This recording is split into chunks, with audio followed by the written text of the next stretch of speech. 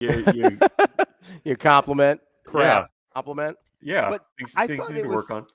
I thought it was pretty insightful though, right? Because he's self-aware of what happens in the moment versus being a spectator. Like I thought that was pretty insightful in terms of how he views himself. Yeah, no, I thought so. Yeah, I don't know. The in-game stuff's interesting. Like, it's got to get better. I think that's the first couple of years. There's been some moments where it's felt like the transmission was going out a little bit, and there were some grinding gears and stuff like that. But I think that have so I've been thinking about this a little bit, and this connects to what you're saying.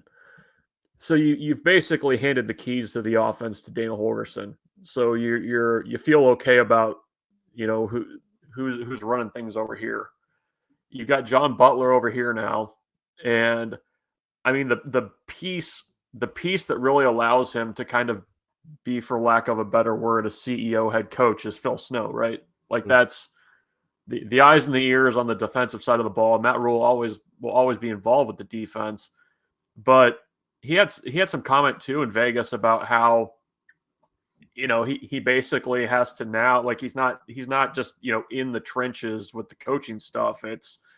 He's doing the recruiting piece of it. He's able to do kind of the manage the off the field stuff, which nowadays is such a huge part of being a head coach. I mean, the thing about being a head coach now in college football, so little of it is actually the X's and O's and the between the lines stuff. So having kind of these, for lack of a better word, like these position group head coaches on those sides of the ball, each side of the ball, that frees them up to do the in-game stuff, to look big picture at things, to figure out ways to recruit better, or to the branding type stuff that's so important. So I think things have kind of been very slowly working this way for Matt Rhule since he's been at Nebraska. Is how do you kind of free yourself up to do those, like, the head coachy type things that you have to do nowadays, that are not just game planning and kind of like the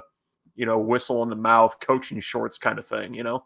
Yeah, let me give you a por ejemplo, um, Michael. If Rule trusts Holgerson and Dylan, and he can flip over those headsets and say, hey, Dana's experience yields this. This is how I know what Dylan's doing. Situationally, it impacts me like blank. And then you flip over and he's on the other side of the headsets and he's listening to JB, and he can talk shorthand to Coach Snow and Coach Williams, and he knows how Phil thinks. In-game management becomes easier if you don't feel like you have to think about what everybody else is thinking, right? Just naturally, Mm-hmm. you'd It's think you'd be better in those situations, right? When you're being tugged in fewer directions. Yeah, and there's know-how, right? I think the biggest place where you're going to see that benefit is on offense, because I think there was a bit of a getting to know you um, Getting to know. phase with Dana, and how he chooses to, like, when to attack, when to kind of take the air out of the ball. I mean, Matt Rule's even said this a few times since the end of last year, that there were times where he probably would have gone a little bit more conservative in certain areas with the offense and the approach, and that was not the approach that Dana was going to take in certain situations. And having kind of gone through that last year, I feel like you probably are on the same page a little bit more to what you're speaking about, where you're not having to stand there on the sidelines and kind of readjust to somebody that approaches things in a much different way than you do, because you've had time to talk these things out for the last 9 months. And I think there's a benefit there. You would think that, if you have time to think a little bit more on the sidelines about, okay, if this situation happens, this is how we're going to do things. I think there's probably a benefit to that. It's there's been times, I think, where the in-game management and kind of how they approach things has been good. I think there's been times where it's needed to be better. And I think when you can probably trust your offense a little bit more, it makes those decisions a little bit easier to make because, I mean, the last 2 years, you really haven't been able to rely on much and to really count on much. So I think that'll help everybody in kind of making those in-game things a little bit better. What if he would have said, "What kind of question is that?" Would you guys have even felt bad for me, or would you have like squeezed the lighter fluid and like flicked the match? Like, be honest. That's a great question. Be honest, Bruntz. Where you've been like, "Yeah, get that guy." No, there are many other questions that are asked at media days that deserve to be gotten after than that one. Okay. Is that fair? I mean, in typical Bruntzy fashion, it's you didn't dispel the notion that you wouldn't mind seeing me get torched. No, you're fine. Compared it to other fires, right? It's like it's fine. You're no, it's that's your guy. here's what the media set up now at Big Ten Media Days, I appreciate a little bit more because they used to make those guys sit there for much longer than they do now. And you'd get the guys that have their little bit and they'd come up and ask you to draw something with your eyes closed and all this other stuff. They don't do that as much anymore. But I think it was a fine question. I don't think he would have gotten after you, Damon. I mean, you're on the walls of the practice facilities. So is Scott Frost, though. Not as big as Damon's picture, though. He's got to be trolling me, right? It's hard to miss, Damon. Like it's like the national title years are like this big, and like your photo is my like last name is the only big. one you can read. I didn't sleep for 4 nights. I'm like, what is he? Like, what are you doing? I think he probably just knows how uncomfortable it will make you. And he's got my quote in the new facility, in the other new facility. There are probably other photos they could have chosen, but they chose yours. So there's probably a reason for that. You should have asked that question. That's the one you should have asked. See, he does want me kerosene. Just when I think we've crossed that tree of trust, you guys have no idea how much I need you for emotional support. Everybody else has got these dogs in the airport. I need a 247, guys. Meanwhile, he and Shafe just rather with the lighter fluid. Beastie will just fan out the smoky flames. BC, not BC, Bruntzy, what was your opinion on when he talked about both fronts? What he said about how he felt about the D-line, in addition to what he said he felt about the O-line. Which one tracks more with what your conventional wisdom thought? I think defensive line. I mean, from the outside, I think there's legitimate questions about what that's going to be. Were you surprised at his at the confidence in his response? Not really. Like, if you go back, like he's said before, like we've always been good at the defensive. Like I think there's his response did not surprise me because I think that he's always had confidence, regardless of season, that they can put it together up front well enough to be effective. And I think I was expecting him to say that. Like he's said that too, I think during spring ball, that that they feel like that group has the potential to be good enough to do what they need to do up front. So that didn't surprise me as much. I mean, I think it more, his comments with the offensive line probably more aligned closer to what I felt going in. I mean, I think that's a pretty intriguing group, especially when, I mean, if like Teddy Prohaska is your swing tackle, I mean, that's having that experience in that role is pretty good. Lutovsky, he's good. He's a good player. The fact that they brought him to Big Ten Media Days, I think he's going to factor somewhere in there. He was good at the end of last year. And, I mean, you've got Tyler Knack, you've got Gatula, who started last year, that I think everybody kind of forgets about in that mix too, of how things are going to shake out. So I can go along very easily with the potential to be good up front. The defensive line one, I need to see it, I think. And I think that's probably fair, just given the pieces there and who they lost and all that stuff. But I mean, I think you got to give them the benefit of the doubt, at least, because they have been good up front historically. So I'm willing to listen. Is that fair? Yeah. He and I didn't have this conversation at all during spring or through this morning. But I remember it was either you, it was for sure Ravi, and I think it was maybe you. It was one of the 247 guys where I said the offensive line in the spring was so good, whatever day I was there, that I questioned myself on who they were going against. Do you remember that? Yeah, I do. I was like, I think I called you on the, I called me on Ravi the way home. on the interstate, Yeah. and I go, I'm kind of second guessing myself because were they practicing against bums, or was the offensive line going to be that good? But over time, I'm just convinced. Like, I actually think I'm ready to say they're a strength of this football team. And to hear Coach Rhule say they were the most dominant group during spring, yet lament over the D-line's prowess, I don't know. It was kind of hard for me to not run through a wall and sugar-free or the 29-cent packets or whatever Kool-Aid costs Grape or right cherry? now. Like, what are we doing? Which one? It's purple. Oh, That's purple. not grape, and it's red.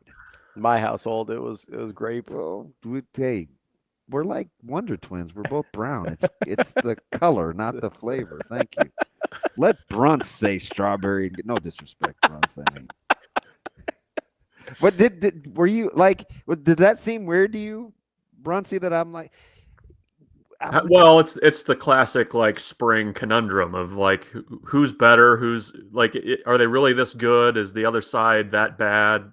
I mean, it's the same. Like, oh man, the defense is getting so many turnovers. Like, they're wreaking havoc, and it's like, I got 19 picks today. So I guess that's why I need to see it. Yeah. Yep. I do think though that offensive line can be good. I like that move of Justin Evans to center. I think that's a good move. It's the move that needed to happen. I mean, you added Pritchett and Spindler. I mean, I think and a guy like Sledge could play tomorrow. Yeah, Gatula, I mean, they're tomorrow. They're at that time that point in kind of the development of the offensive line where you still have all those old guys hanging around that have played a ton of football, and you've kind of got that next group that's finally to the point where they're ready to get in the two deep in a serious way. And I don't know. I mean, I think we've kind of been talking through it on our site, but I mean, I still think there's a lot to be decided on kind of how things shake out and roles and that kind of thing. And you also have guys in that room that can play multiple positions. And that's, a good thing to have. It doesn't make it easier for us to kind of determine where guys are going to fall by the time the opener rolls around. But like I said, I mean, I when he said that about the offensive line, I was like, okay. I mean, I'd be willing to go along with it. Defensive line, I think I just need to see it a bit more. Michael Bruntz here for Counting Crows. Just hanging around. More of an Omaha guy myself, but it was actually a knock. It wasn't in affirmative. I mean, if we talk about just Gatula and Teddy, you've got two guys who've started at tackle that likely aren't going to start if we can follow the breadcrumbs with Canuck and what Rhule said about him. You've got Sledge, who could start tomorrow and nobody would bat an eye. Corcoran, who's started at multiple spots. Corcoran has over 40 starts. Right. Yeah. So we're at 9 deep now, and I don't even have to stretch, right? Like, we're almost at a full 2 deep on the offensive line. Like, when's the last time you could say that? It's been a long time. Like, legitimately just say like, hey, I can go 9 without being like, well, if this guy's ready and maybe that. And like, we've seen all 4 of those guys that I just mentioned. We've seen them play. Yep. No, and it's That's the I thing. didn't even mention like Knutson or That's what I mean. I'm not stretching like, at all. These are only guys that have actually played. Yeah. And you got at guard, you've got Machachok's always kind of just hanging around. You've got McBride Pyle Briggs and those right there. Like everybody loves Bricks. Bricks. I mean, there's a lot of guys, a lot of guys. And so I don't know. I mean, it has been a long time since and I guess there's probably some freedom there too, where if a guy's not doing it, you can get somebody else in there if you need it. But It sounds so bad, Bruntz, but man, I subscribe to that like no other. I always want to have options. yeah, If I don't like the way you're playing, I've got to coach you. I've got to coach in a way where I don't have to be committed to you. You can come sit your ass down. Like that's the goal, right? Doesn't sound good, but if I don't like the way Hartzog or Singleton or Marshall or Van Poppel's playing, I want to be like, hey, this is out of love, but we got to do something different here. that's the only real way you can hold people to a standard, right? Is to have other options. Because if a guy's not upholding the standard and the gap is cataclysmic between 1 and 2, it doesn't really matter. Like, you can't do anything about it. Like, don't you want to bring in a productive guy like Judy or Linhart if you don't like the way that Davis or Van Poppel is playing? Like, that sounds pretty good off the cuff, right? Well, and I'm just thinking back to position groups over the last couple of years where like you had that option. Like you could do it along the defensive line last year to a degree, I think. I don't know that offensive line you could have done that, especially when they started having the injury issues. Yeah, how many they started 9 different players last year, right? And we didn't bat an eye. Yeah. 8 or 9. I think it was 9. I think it was 8 or 9 the year before too. And like we haven't even noticed hardly. Yeah. I mean, I don't know. Like it feels like there's a lot more good depth than what they've had. And I think that's, the quiet confidence conversation that, came up a lot in Vegas. I mean, I think that's part of it is you've got options. You've got a legit 2 deep, maybe more at most positions right now. So that's a good place to be starting from. And like you said, I mean, if you get into the 3rd game of the season or something and somebody's not hacking it, at least you have a, barring injury, you can pivot a little bit. So that's a good luxury to have. You're a big 104 over 77 guy, Bruntz. So let me ask you, if like we say things about Ohio State, hey, I'm just going to pencil in good quarterback play, or Iowa, where I'm going to pencil in blank. Good defense and special teams. Yeah. Whatever. Right, where they've done it, and so you feel good about it. Do you feel more comfortable if you were going to be held accountable to saying, yep, Holgorsen's always been good, so Nebraska is going to be good offensively, or Eckler is kind of a special teams maven? I expect Nebraska, I think I just answered my own question because this sounds hard for me to say out loud, but Nebraska is going to be good on special teams. Which one do you feel more comfortable saying given their track record? Because both Eckler and Holgorsen historically have been good. Yeah. Well, you led me to it.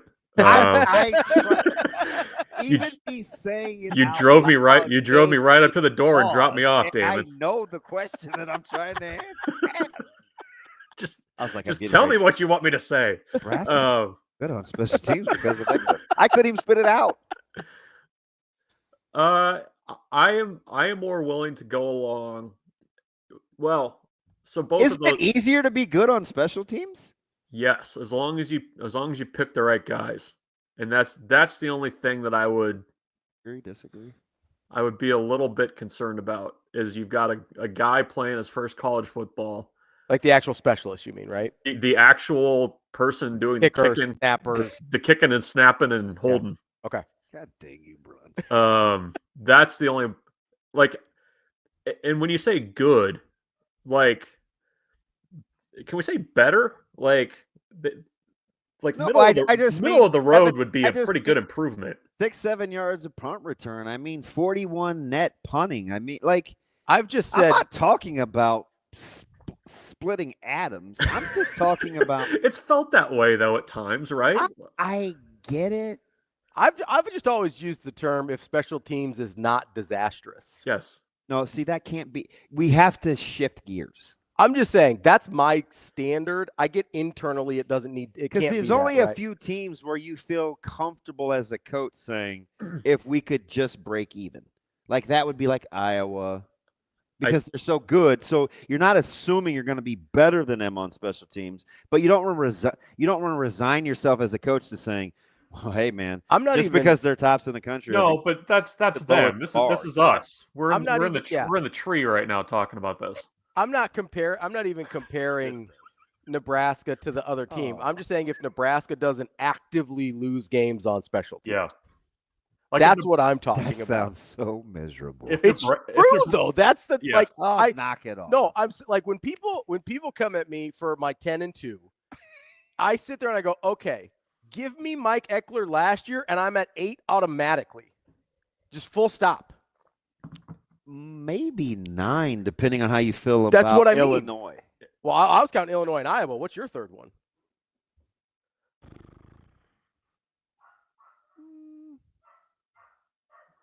Yeah, good point. So- you meant regular season. Yeah, so I meant regular season. Yeah, so I'll take Okay. 8 full stop just with Mike Eckler, right? Yeah.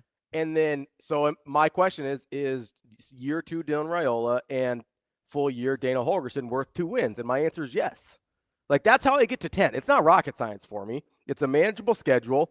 I'm not going to piss away 2 games on special teams.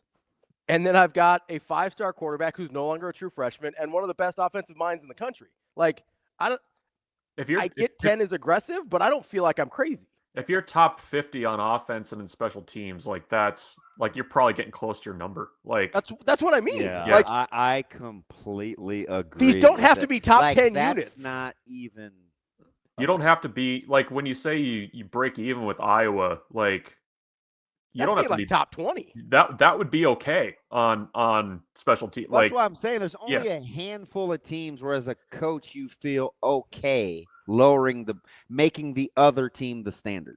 but if And you're Iowa's in that discussion. if you're what you were on defense about there and you're top 50, which is a big lift from where they were to a degree. I mean, just in terms of numbers, but I think if you get close to that, like that's going to be a pretty good look. And it's not that's the margin, how thin it is for Nebraska and how thin it's been in the past. But I mean, I think it's probably if your specialists are even middle of the road, like I think you can make a bigger leap on special teams more quickly. But I do think that to your initial question, I think I'd have confidence in what that offense can be too. It'd be crazy if we could just actually get to special teams and not kicking it.